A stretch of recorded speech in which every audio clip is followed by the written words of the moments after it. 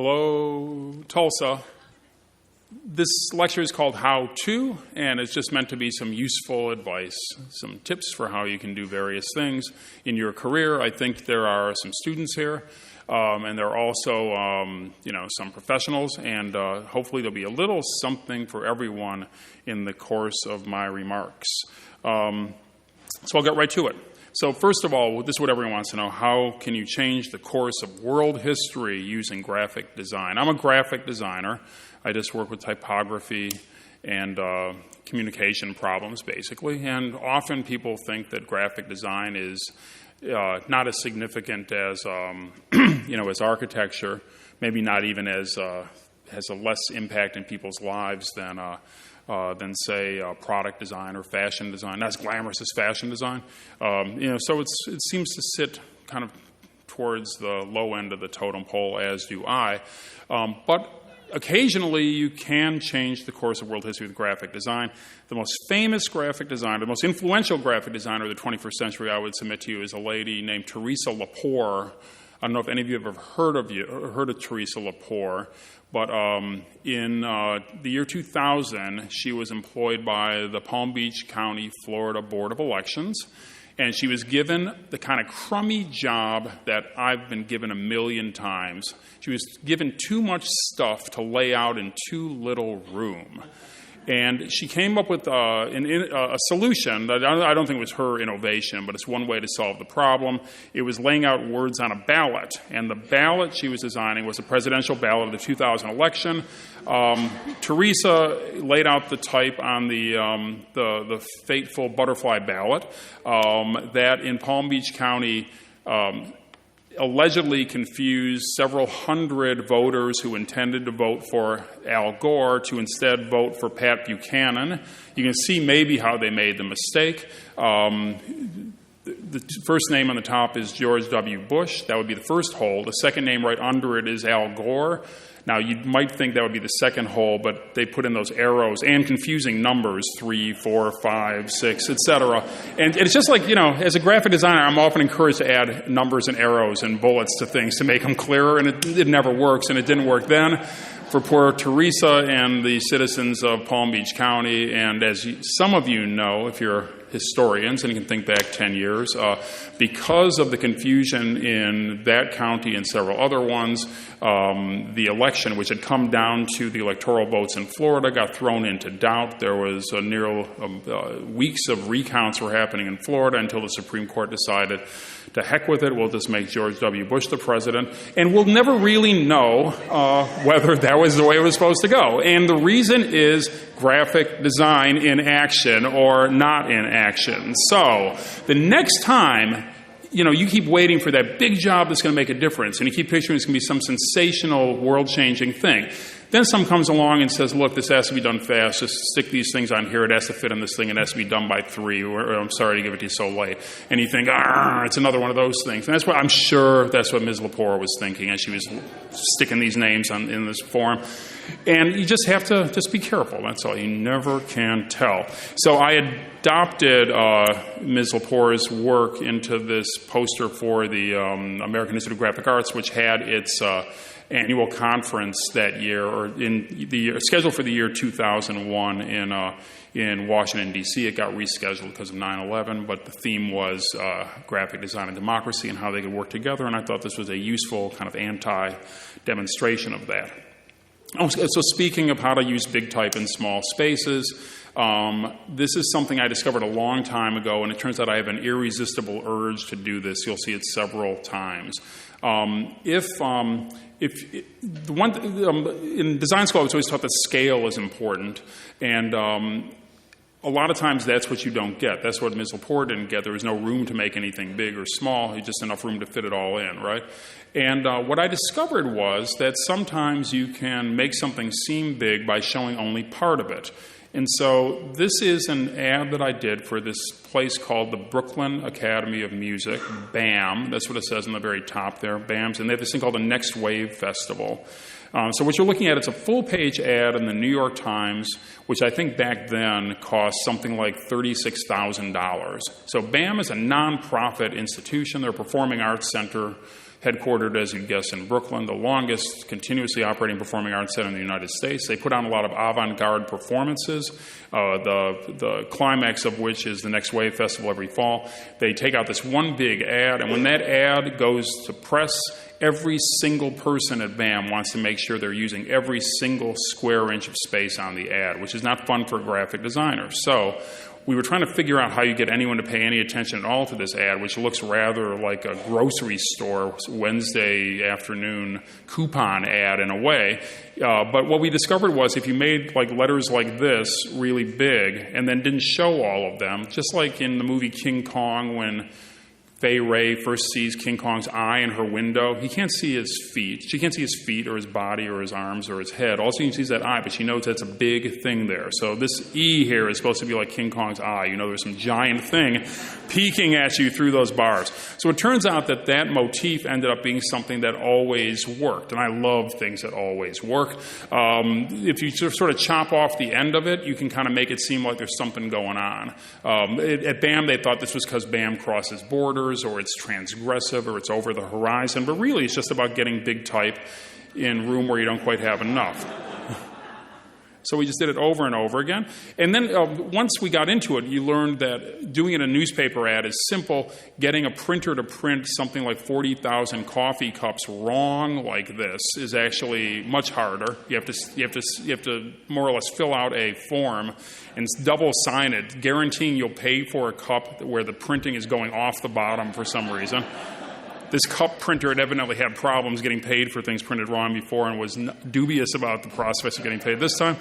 And then we carried it on into big signage things. So it's the same. It's actually, you know, it's really funny. It's very simple. It's just this fairly common typeface called News Gothic used right out of the can, and then we just do this little operation with it by chopping it up. And you can see we do these cute things in the old 19th century opera house by having the News Gothic slip in and around the Beaux-Arts details of the opera house. It slips off the donor sign, it slips off the doors, it slips in and behind the door frames. And even this thing, which comes out of the box in 3 pieces, the big piece here, the smaller piece here, then the piece you'd be inclined to throw away. Piece right there, but it's oh so important because it's what keeps that guy from getting chafed in the bathroom by rubbing his legs. So, okay. So I don't know if any of you are an architect and you're difficult, or if you know any architects and you found them difficult. But architects can be difficult sometimes. And I actually love working with architects, and I've done signage projects with architects, I've done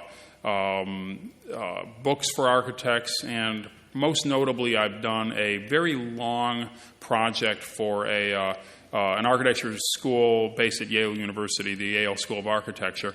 And what I sort of discovered was one of the best things you can do is just kind of offer flexibility, which all clients sort of want. They sort of want options. They want flexibility.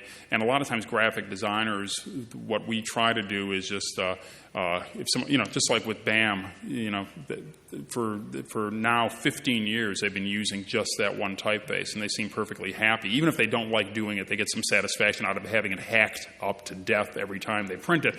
So that doesn't always work, and so for Yale, what we did was the other way. Instead of just one typeface, they never used the same typeface twice. And so a single poster might have 6 or 7 different typefaces. Even their logo, which you see there in the lower right-hand corner, which is the initial Y for Yale in a circle, changes on every single poster depending on what the poster is. If they have, say, 30 speakers appearing in a lecture series, we'll come up with a different typeface for every one of the speakers. Sometimes we don't vary the big typefaces. We'll just pick a motif like an arrow and have a million different arrows from a million different font packages. Or if it's, again, a lecture, we do 2 lecture series a year and then 1 open house and then several symposia. So this is another lecture poster with quote marks appropriately for lectures. Another lecture poster where the all the lecturers all combine to form one emphatic bit of punctuation. Different frames surrounding the different events. And then sometimes they do symposia, as I said before. This is a symposium about Sometimes I don't really get what the symposiums are about. I couldn't figure out. This is a 3-day symposium on architecture and psychoanalysis. And I actually was tempted. I've gone to some of these. I was tempted to go to this one, but I wasn't sure I'd kind of be able to keep up with it. But I thought, well, psychoanalysis, that's when you lie on the couch and free associate. So this is one of the most famous, if not the most famous couch by a modern architect, Mies van der Rohe's Barcelona Lounge. And the whole program is lying down on the couch, free associating, presumably. And the thing I'm most proud of is that this Y is actually a Rorschach blot shaped like a Y. Isn't that cute? So we use all these different motifs, from squares to circles to stripes to typefaces that start out big and get smaller. And so I was talking to someone earlier about the artist Marion Banges. I don't know if any of you know who she is. She works up in Canada, called a calligrapher sometimes, but really she's much more than that. And so she worked with us and did that beautiful type that says seduction on it. The brief we had from the organizer of this conference, which was supposed to be about seduction and architecture, says he just wanted the type to look really erotic and sexy. So I just said to Marion, please write the word seduction, make it look really erotic and sexy. So it's really this luscious, almost like sick with lust sort of logo. And so this is a very popular poster that I can take no credit for because Marion did all the flashy work and I just made sure the type stayed out of the way.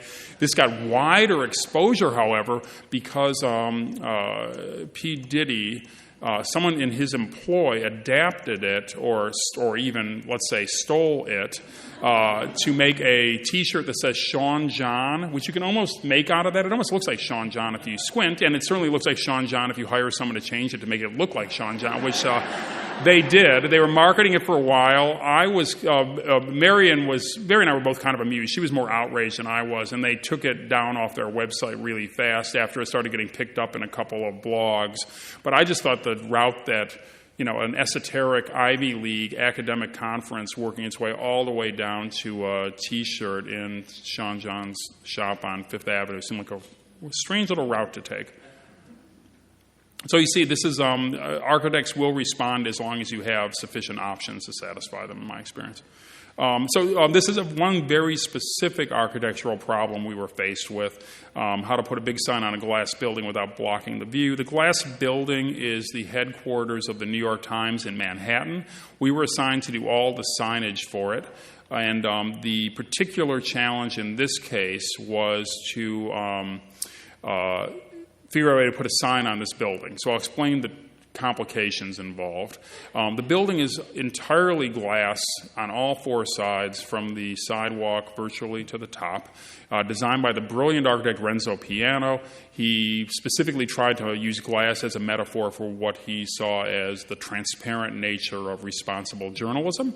However, all glass buildings have problems. One of the problems is that in the winter they tend to get really cold because it's hard for them to retain heat, and the opposite problem is in the summer they tend to get really hot for a similar reason, except the other way around. So to mitigate that, he installed all these horizontal rods all the way up the building. That's what you sort of see here. Horizontal ceramic rods about as thick as your thumb, or my thumb rather, I'm not sure how thick your thumbs all are, but about as thick as my thumb, that kind of run the width of the building. The building goes a block, and so this field of rods kind of goes over the building. So that's sort of the given. We had to put a sign on that building. We had to put a sign on the building because the New York Times building is in the Times Square Special District in Manhattan, which has, I believe, the country's only bizarro world signage ordinance. I'm sure here in Tulsa, in some of the more tasteful neighborhoods, there are restrictions about how big signs can be, restrictions about how many signs can go on a building, restrictions about whether or not it can be illuminated or flash. And that's true in most parts of the country that have signage restrictions. In Times Square, however, because there was a moment they were afraid that Times Square would lose its special character, they passed a law requiring that every building in Times Square has to have big signs attached to it. Big signs, not small signs, big signs. So the New York Times has some authority. They have some weight they can throw around in New York, as they should, in my opinion. And they said instead of having 20 signs in our building, we just have one sign that just says the New York Times, and the officials that are responsible for the signage ordinance gave them that dispensation. It has to be one sign, but it has to be attached to the building.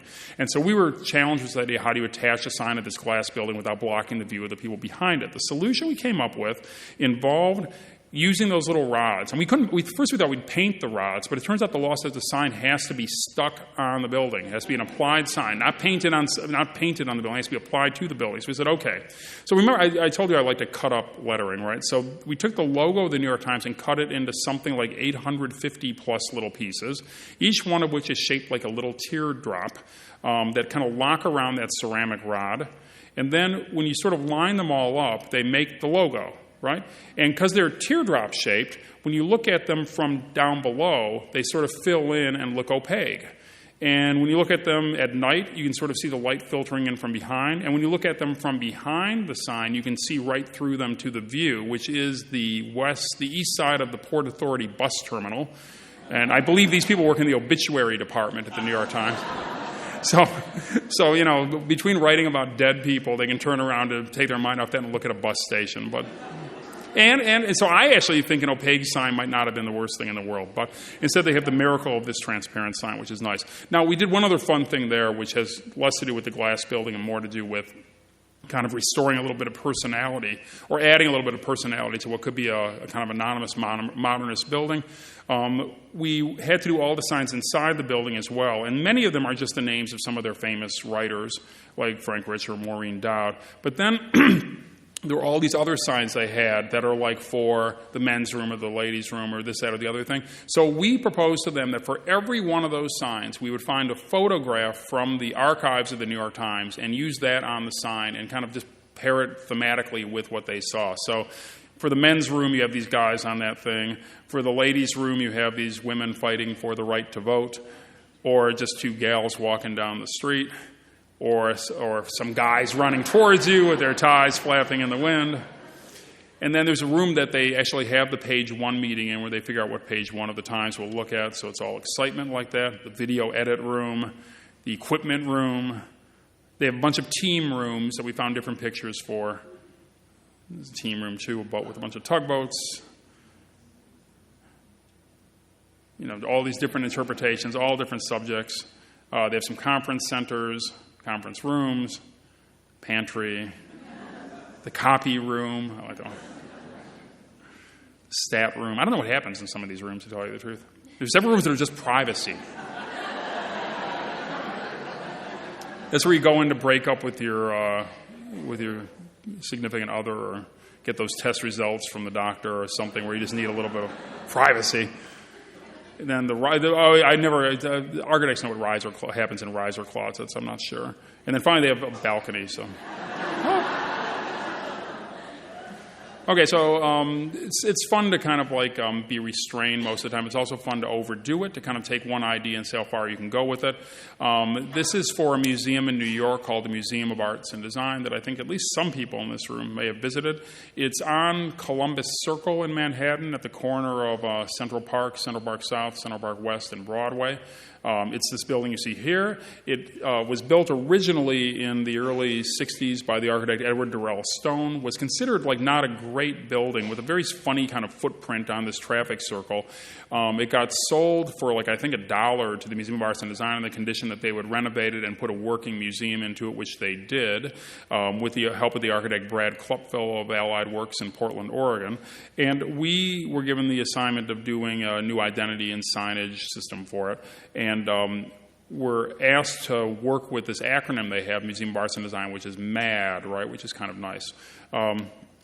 And so what they have on view there is, among other things, a lot of craft objects. It's not like an art museum like the Philbrook, let's say, where you find a lot. You'll find no paintings or sculpture. What you'll find is, or you won't even find the kind of product design that we have so beautifully displayed here. Instead, you find a lot of one-off things. You know, how many different ways can you make a vessel? What can you make it out of? Paper, gold, wood, ceramics. So it's like different artists responding in different ways to similar forms.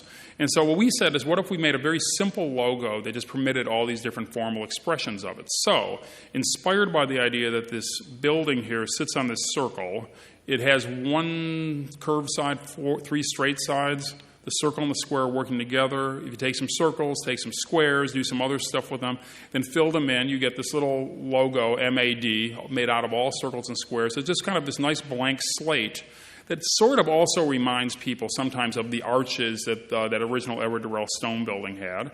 But then also permits us to change colors all we want. You can make it green, you can make it yellow, you can put patterns inside it, random ones or geometric ones or gestural ones. You can make it in materials, whether it's wood, paper, glass, metal. You can use it as a window and have images inside it, sort of. So there's all these different interesting things you can do with the logo to bring it to life. And so, again, just like a vase, it's one form that has all these different possible variations. The most kind of spectacular variation it has potentially is the idea it can turn into a typeface. The original letters, MAD, on the top, all the other letters in the set are below. This is not a typeface. Well, this would be a good typeface to use if you were meeting someone in a bar and they wanted your number. If you could output this typeface, this would be very useful because of the ambiguity between the 7 and the 9, you know, the conviction that somehow we'll realize this is a 4. But because it's made out of all squares and circles, it's sort of limited functionality. So one wouldn't use it for crucial things like picking up people in bars. But it is fun to write short sentences with it. And you can tell I like doing this because the poster is a little bit of another version of this, of something new we're developing. But it sort of lets us say these things where it turns whole phrases into carriers of this place's identity. And so when they had their big opening several autumns ago, they were able to kind of decorate buses and banners and things and really take the message out and really imprint MAD in people's minds in a pretty exciting way, I think. And then the supporting typeface is a more normal one that you'll recognize as Futura, which has a similar geometric construction of circles and straights, but is more legible, obviously. It's on the windows there. And then we've done catalogs, done packaging for the gift shop. Shopping bags with patterns in them, ties if you wish such a thing, or little T-shirts that kind of state your dual allegiance to questionably illegible type and the Museum of Arts and Design. If you can read this, you are mad. This is a time where we had 50-plus different packages that all had to be different but still all look the same. The client was Saks Fifth Avenue. We were asked to redesign their logo, but department store they're a big department store, right? You have one here. I drove right by one. And in fact, interestingly enough, you won't recognize this logo unless you have a good memory. This was the logo they had about 6 or 7 years ago when they came to us. But really, the logo that you've got on your store here in Tulsa looks a lot more like this, which goes back to 1955. It's probably the 1973 version of it, I'm guessing. And so Saks has had through its whole history, or at least going back much more than a half century, these handwritten logos that kind of since 55 have looked more or less like this. And what we thought was, instead of designing a brand new logo for them, to replace this one, which had so little personality at all. And their packages were this logo, blind embossed on gray bags and boxes, and they call it the gray pewter, by the way. So if sunshiny days like this is not to your liking, the gray bags from Saks could remind you of how beautiful and moody a cloudy, overcast, drizzly day could be, if that's what your taste is. But not that many people's tastes run that way. So we chose to go back a little bit to the future. But yet they had this challenge. It had to look old. It had to look like it had heritage, but it had to look to the future. It had to always look the same, and it had to change all the time. And also they wanted one last thing. Could you give us something that people would recognize immediately as being Saks, even across the street, the same way if you see a Tiffany bag, you know that it's blue, or you see like a Burberry bag and it's got that plaid pattern on it? Sure, Tiffany's happened to use that blue for, 100 years, and that's how we all recognize it as being Tiffany. But can you get that overnight? Maybe. Let's see. So this is what we did. We took that logo from 1973, and we kind of gave it a little liposuction, a little bit of work done on it. And then, the one other thing, they like squares. They said, it'd be nice if it was a square. All our catalogs are squares, so we like square things. And I was telling someone earlier today, I love limitations, just kind of more and more and more. Squares, check. Old and new, check. Male and female, check. Let's see how far we can go. So we take this square, And then we reverse the type out of a square. Then we subdivide that square into 64 smaller squares. Some of those squares are blank, but other of the squares contain miraculous little modern compositions, each one of which is abstract and bold and gestural and kind of, beautiful, kind of almost like Ellsworth Kelly or Barnett Newman paintings to me, or Franz Klein paintings, black and white and bold. But they also sort of each contain a little bit of the DNA of Saks Fifth Avenue. So this is like square B6, one of my favorites. This is square C2. And so miraculously, what happened was if you combine these squares, you could create patterns that actually looked like Saks without actually spelling it out for you. And then you could combine them in different ways on the bags so that none of the bags are exactly alike, but they all look like Saks. So this is a puzzle in a way on the front. On the side is the solution to the puzzle. It all adds up to Saks.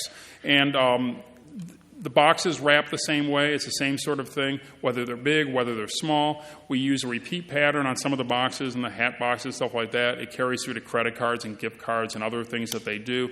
It's even on the awnings that go outside the store. And so it's just taking a logo and dicing it, this way and that way. BAM, I usually only dice that way. This one I did it two ways, so for the same low cost, by the way. And so when they introduced it, they kind of spelled out the solution that way. It runs as a little motif against the traditional filigree on their beautiful Fifth Avenue landmark store. And so it all goes together really nicely. And I maintain this is a program that's almost impossible to do wrong. If you combine these squares any way you want, it still looks like Saks, which is really nice. Okay, so this is another version of that same problem. This is how to make one logo look different every time. Does anyone remember Guitar Hero? It was like the biggest thing in the world a few years ago. Now it's gone. Wow. And I can't say we got right on top of the prow of Guitar Hero right at the moment it was at its absolute peak. Just sort of like we had that Leo DiCaprio, Kate Winslet kind of experience of getting right on the top. At any rate, but it was a great company and a great product that impressed my kids, that we were asked to sort of take all these logos they had built up and figure out a way to kind of bring some rationality to them. And this was at a moment where they were introducing two new products. One was going to be called Band Hero, and that was going to be their competition to rock band, right? I'm supposed to be Jimmy Page, right? And here I am screwing it up. And then the other one is called DJ Hero. That was a DJ-type device that would sort of operate in the same principle as Guitar Hero. And so they had this is kind of like a heavy metal kind of logo that has that heavy metal sensibility. And every time they'd have a new version of it, they'd stick more things on it. On Tour, Legends of Rock World Tour, version this, version that, et cetera, et cetera, et cetera, et cetera. And then there's like for Xbox, for every, for different kind of players, for Nintendo, for Xbox, for this, that, the other thing.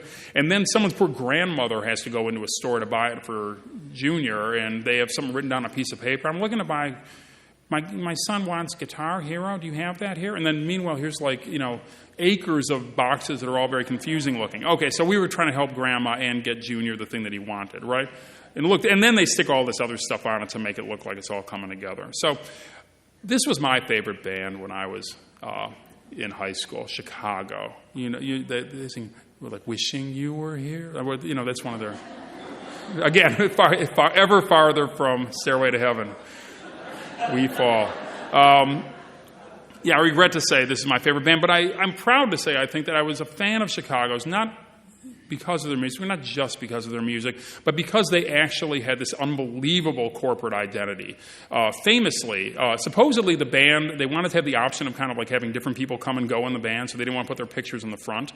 They gave them this corporate name, Chicago. Then they hired this great lettering artist who's still with us today, named Nick Fasciano, to do the first one, which I don't think it's here numbered. This is the second one in the series that he actually made it out of brushed stainless steel, then photographed it.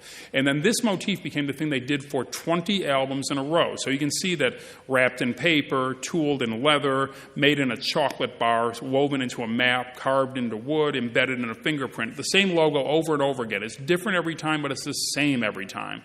And so we said, well, maybe we could do the same thing with Guitar Hero. It is sort of like a rock and roll sort of thing, although I really do like Chicago, and I do think they can really rock out. There's a couple of tunes, like 25 or 6 to 4. That's a decent song, right? We like that song.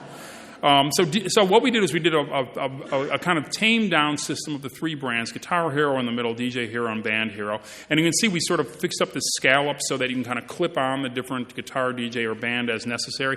Then we gave each of the logos to a bunch of different artists, including Rick Valicenti at Thirst up in Chicago, and said, just take this basic artwork and do whatever you want to it. So here it is, like, corrosive metal hot out of the forge, metal being caught on fire and struck by lightning. So here's DJ Hero, same artwork but being rendered in neon or in glittery lights or in crazy parallel lines. Band Hero in sparkly liquid mercury with sprinklings of perhaps illegal drugs. We don't know what to.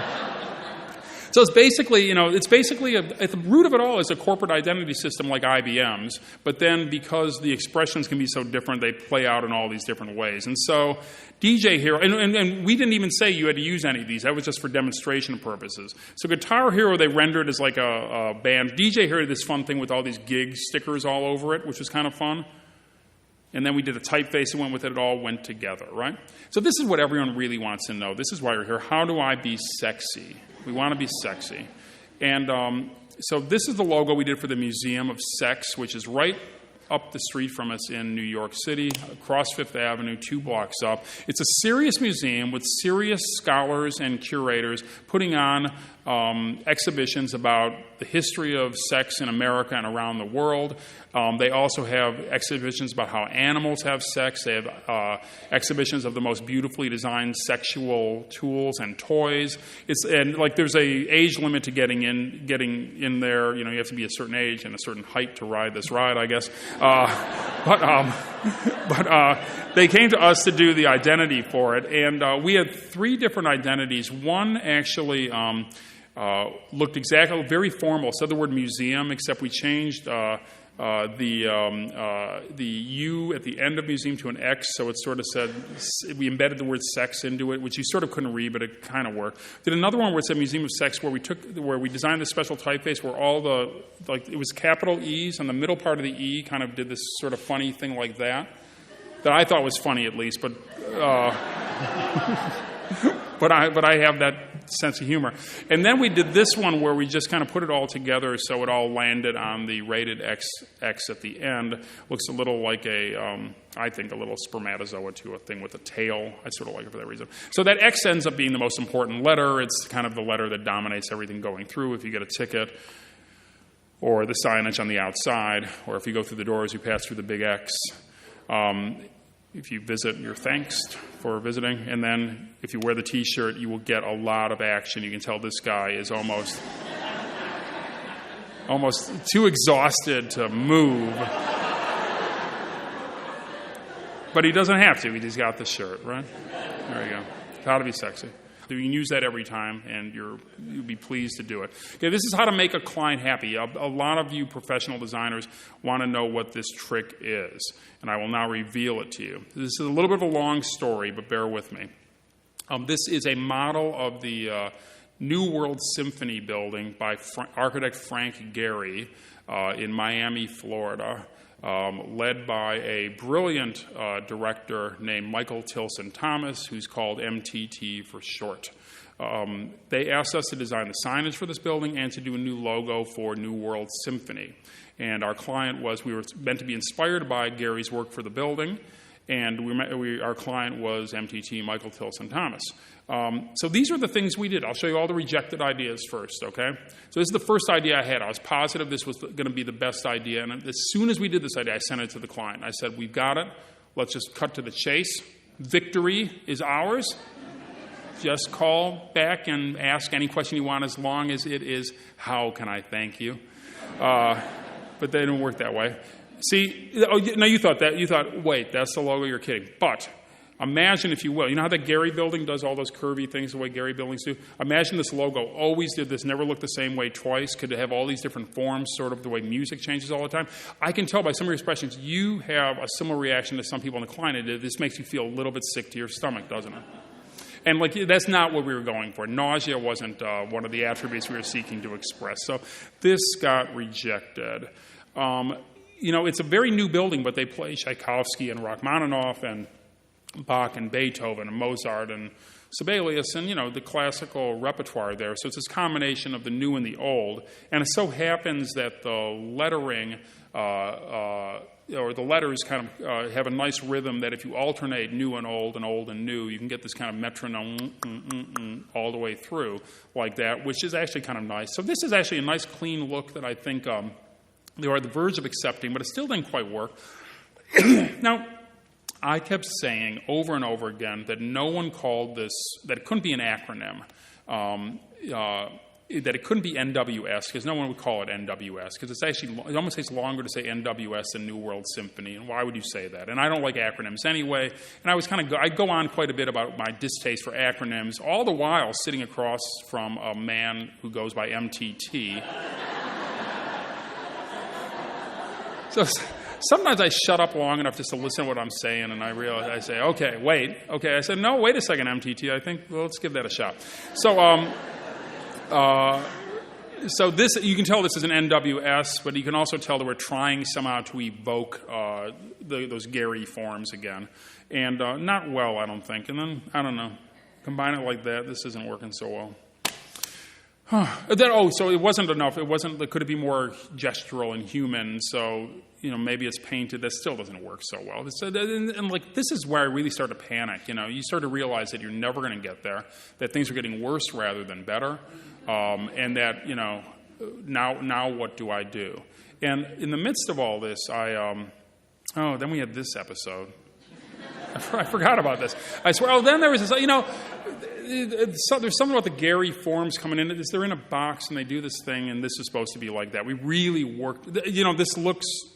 I'm sure this doesn't look like it was hard to do, but trust me, hours were spent getting it to look exactly the way it looks up there. Whatever way you think that is, it took hours. But this failed to satisfy as well. And then finally, I think I got. But then we thought, well, what if you put people inside? This always works, by the way. It always works. But at this point, they were kind of very leery, and they thought, well, what if they can't have people inside? And that was a problem. So I got a call from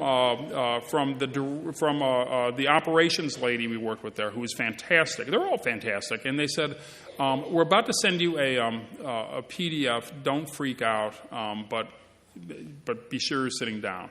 This was the PDF. These were, finally, I think, Michael Tilson Thomas just couldn't take it anymore. I can't stand watching you guess. I'm just going to tell you the answer. It'll be an attachment to this email you're about to get. And here it is. This is on 6 different Post-it notes. The client has told me exactly what it should look like. And first I thought, well, I'll get on the phone. We'll talk this through. And I thought, this was, kind of like something along these lines. But he said, I think the second one on the right is actually pretty close. And I'm like, wow, and I'm thinking, this, by the way, I'm not, this was a Friday. I remember, this was a very dark weekend for me. I go home, my wife says, what's wrong, honey? And I said, it's hard. She's not a graphic designer. And I said, it's just hard. It's hard to explain, but it's like one of those things that happened that's just sort of is bad. And, what was funny, though, I started thinking, Michael's a really, really busy man. He's very talented. He's very busy. He runs this place down there, and he also is the director of the San Francisco Orchestra, San Francisco Symphony Orchestra. He's really busy. And the fact that he actually took the time to do this, and you can snicker if you want, but, he took the time to do it, and it actually showed, he really cared about it that much. And I thought, I'm going to give... this deserves respect and attention. So I started unpacking this, and I started thinking, okay, what's going on here? What he sort of wants is one continuous gesture, sort of. And I remember thinking when I was first mad about it, I think I explained it to my wife, Dorothy, and I said, he obviously thinks it's easy to do what I do. But I have to admit, I've seen conductors, and what they do doesn't seem that hard to me. They just do this, do that. It's not that hard. But yet, would I presume to say, hey, let me give it a shot, It doesn't seem that hard. And so I was thinking, my self-respect is gone, replaced by self-loathing. And then I thought, well, wait a second. He wants one continuous line here somehow in some sort of shape. So I thought, I took out and then I remembered, wait a second, this is Frank Gehry's original sketch for the building, right? And it's one continuous line, sort of bang like that. And then, if you think about what music is really about pitch and frequency, which is just all about these, waves, again, continuous lines. And then finally, that thing that looks so easy is not easy at all, and in fact requires multiple textbooks to master, one of which is Basic Techniques of Conducting by Kenneth Phillips. And look at that gesture they have there. That's what a conductor does. One line moving around back and forth. So I spent that weekend thinking, okay, N, W, and S, this is a hard one. They don't seem to go together perfectly well. Yet, if you take an N and have it go into a W, then resolve out to an S, you can do something, I swear to God, that, here's the N, I assume you see it, but just in case, here's the N, here's the W, here's the S, and it's basically one continuous line that starts and then goes all the way around. It's axially symmetrical. That's what all this counting I was doing here was about. See, I sort of was numbering all the connections, just trying to figure out if it could all work perfectly. It turns out it does work perfectly. And so I basically said, God help me, I think I finally got it. Thank you so much for giving me the hint that broke the dam. And so I'm actually really proud of this one. I think it came out nice. It goes well. You put some musicians behind it. It always works, but it even looks nice on the ticket envelope. Looks nice on an umbrella. Has that big kind of gestural quality that I think reflects on the building and also on the idea of music and conducting. And it's an acronym. And who doesn't like three-letter acronyms? Not me. There I have it. And so finally, my last thing, this is how to save the world with graphic design a little bit at a time. One of my clients is called the Robin Hood Foundation. They're a charity based in New York. They take money from rich people and spend it to improve the lives of poor people, as the name would suggest. One of their projects was called the Library Initiative, and what they aimed to do was go into dozens of public elementary school libraries in the 5 boroughs of New York and go into those schools and fix the libraries. The premise being that the library is one of the few rooms that every kid in the school will visit. They'll be in different classrooms during the day, but they'll all end up sooner or later in the library. And if you can't rehab the entire school, maybe if you just put some money into fixing up the library, that would be a step in the right direction. So I was asked to undertake this as a pro bono job and to be the consulting graphic designer on the project. The actual project was being done by a team of 10 different architects, each of whom was designing a different library.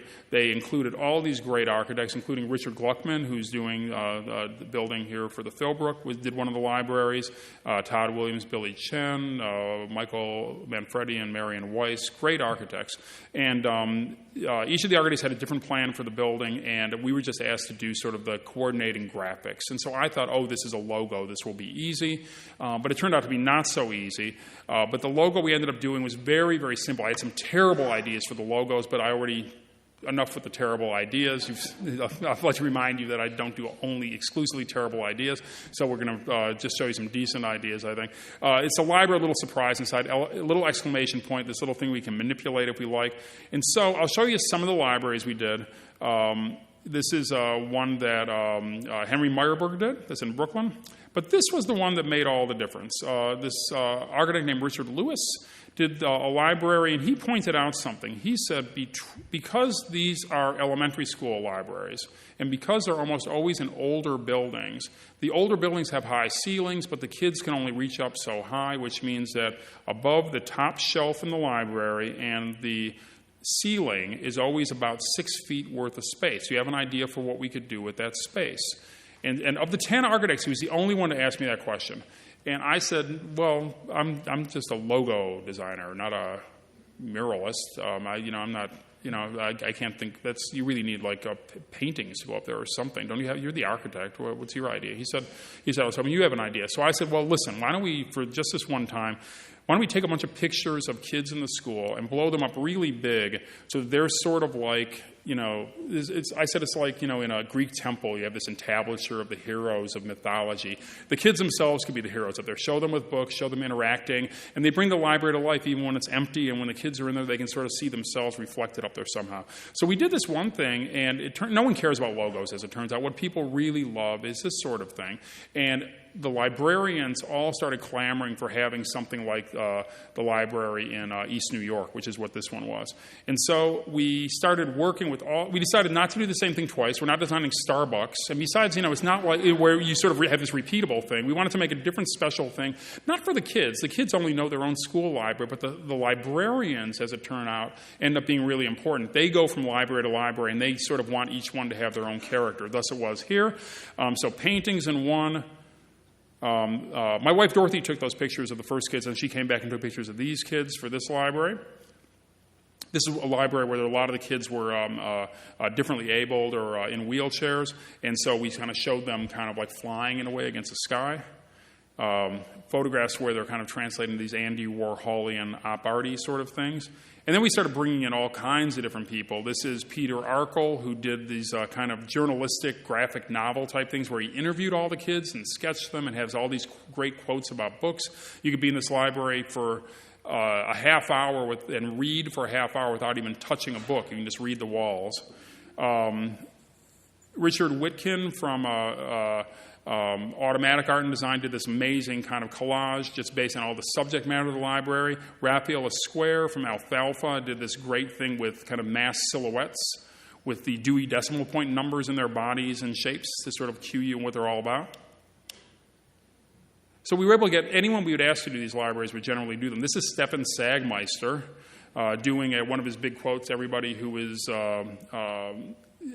something is interesting, but I forget what the something is. So is interesting. Everybody who is, I always forget what everybody's what? Honest. Yeah, that's right. Very good. Everybody who's honest is interesting. That was what it was. So honest is not photographed here, but it's the idea. Thank you very much. And then Christoph Niemann, who's a fantastic guy, ex-Pentagram intern, did these incredible drawings where there are all these books hiding in Moby Dick's mouth or on the wings of the American eagle. And then finally, Myra Coleman, an amazing illustrator, did this installation of objects where it just is sort of a bunch of collaged items that sort of tell some sort of mysterious story known only to her, but invite you to speculate on what that is, where it's just all these things she had acquired in yard sales and in various places were all set on a black background combined with some of her drawings and commentary. So it's really a remarkable library. So these things are just fantastic. And best thing of all is, as they were completed, I'd get in the mail like this little piece of construction paper, not on brand at all, with some kind of hand lettering or something, saying you were invited to the opening of the library at, say, PS 10 in Brooklyn. I'd go out to the opening, there'd be balloons, and then there'd be like a student ambassador greeting each person as they came in, and they'd have this official ceremony where kids would read poems kind of about the new library and sort of in honor of the whole thing, with Joel Klein, the head of the school board there, and different officials all standing around. It just was the most moving, beautiful, exciting thing. And occasionally someone would notice me there by the punch bowl, and they say, "What are you here for?" And I said, "I'm like a designer." And they said, "Well, what did you do?" And I said, "Well, I help with, the graphics, whatever." And they say, "Well, did you take those pictures?" And I say, "No." "You draw those pictures?" "No." "Did the logo? Where is the logo?" The logo is out. They said, "Okay." And then they move on. Still, I have to admit, we had a bunch of people who had worked on these things, and we went around at the very end of the first wave of the project, rented a van, and visited about 6 of these places at once. And we were at the very last library as the librarian was closing it up. And she said, "Oh, I'll show you how I turn out the lights." And she has a special sequence as she's locking the place. If she turns out, the last light she turns out is this light that runs along this shelf and illuminates the kids. And she says, "I always leave this on an extra second just to remind myself why I come to work every day." And so isn't that beautiful? And we didn't intend for that to be there. This is just because Richard Lewis needed some stuff on the wall up there. But it ended up being this thing that actually motivates this woman to kind of come in and do a better job every day. So it's not saving the world exactly, but it's saving a little bit of the world, just a real little bit at a time. And it's the kind of thing that if you're lucky, you get a chance to do every day when you go to work. You don't always get that chance, and when you do, you don't always take advantage of it, or at least I don't. But if you do it just enough, it really helps you get along. So I say goodbye, and thank you very much.